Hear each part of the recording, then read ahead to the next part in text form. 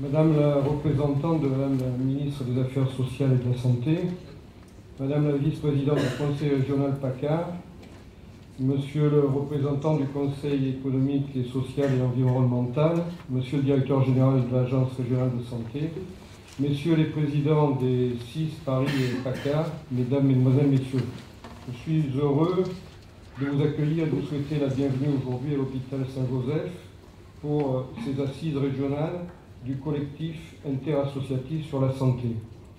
La thématique choisie pour vos assises, prévenir pour mieux agir, est au cœur des préoccupations de chacun, que ce soit les patients, les pouvoirs publics, les établissements de santé, mais comme ça vient d'être rappelé, au cœur de l'actualité avec la promesse par le président de la République d'une loi sur la santé publique en 2013. Donc un vrai changement dans les comportements de santé, une culture de la prévention qui va être impulsée et qui correspond à une nécessité. Une nécessité car malgré les efforts déployés dans les établissements de santé, comme ici à Saint-Joseph, mais ailleurs également, je le sais, donc où médecins et soignants se mobilisent très régulièrement pour participer à différentes journées nationales sur des thèmes de prévention.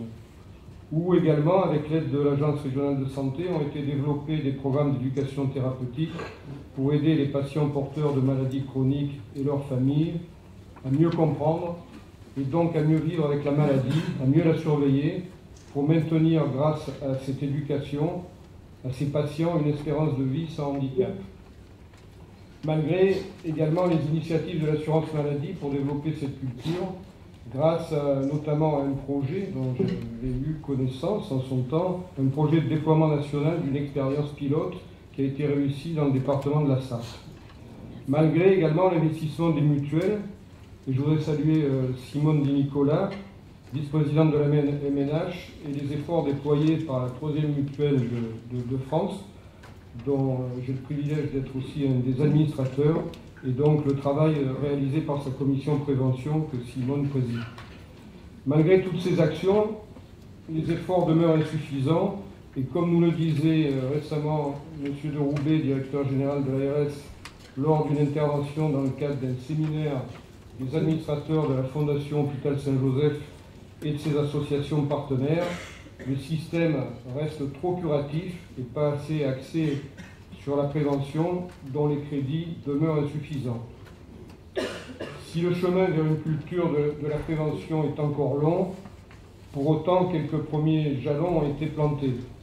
C'est ainsi que les programmes de prévention ou de santé publique ont été mis en place au fil des années, prévention du cancer du sein ou du cancer du côlon, programme 5 fruits et légumes par jour, manger, bouger. Au-delà, le citoyen doit être un acteur de sa santé tout au long de sa vie. Il doit entretenir son capital santé, quel qu'il soit. On évoque notamment de plus en plus d'études faisant état d'un lien entre activité physique et bonne santé tout au long de la vie. Je crois d'ailleurs que c'est un sujet que vous avez choisi d'aborder dans l'après-midi. Ou du sport, l'importance du sport comme facteur de guérison, ou tout au moins du mieux-être. Les études semblent démontrer, les professionnels en sont de plus en plus convaincus, il faut redonner au sport, à l'activité physique, ses lettres de noblesse. Avec les informations suffisantes et régulières des pouvoirs publics et des associations ou collectifs d'associations telles que le CIS, et avec une meilleure hygiène de vie, chacun peut prendre conscience qu'anticiper est beaucoup mieux que subir. Ainsi que le signifié des experts de l'assistance publique hôpitaux de Marseille, de l'IPC, Institut Paoli-Calmette, de la clinique Juge et de l'hôpital Saint-Joseph, réunis vendredi dernier dans ce même amphithéâtre pour le 6e colloque de l'Inter 3C, une minorité de nouveaux cas de cancer, 5 à 10%, est due à une cause endogène, c'est-à-dire à une altération génétique. La majorité des causes, la majorité des cancers est liée à des causes exogènes, les modes de vie, le tabac, l'alcool, les habitudes alimentaires, les habitudes solaires et peut-être physiques, les expositions à des facteurs environnementaux naturels, avec notamment les nuisances liées au radon. Il y a des agents chimiques, physiques et infectieux de l'environnement général, mais aussi professionnel. C'est sans aucun doute sur tous ces points que la prévention doit agir. Le programme de votre journée et la qualité des intervenants feront, à n'en pas douter, un moment important pour le développement de l'information sur la politique de prévention développée dans la région et plus largement dans toute la France. Je souhaite à cet égard remercier les organisateurs de la journée, et particulièrement Philippe Brun, trésorier du CIS PACA, mais qui fait partie avec Madame Leknech de l'ANDAR et Monsieur Valéry de la Ligue contre le cancer, des représentants des usagers de l'hôpital Saint-Joseph.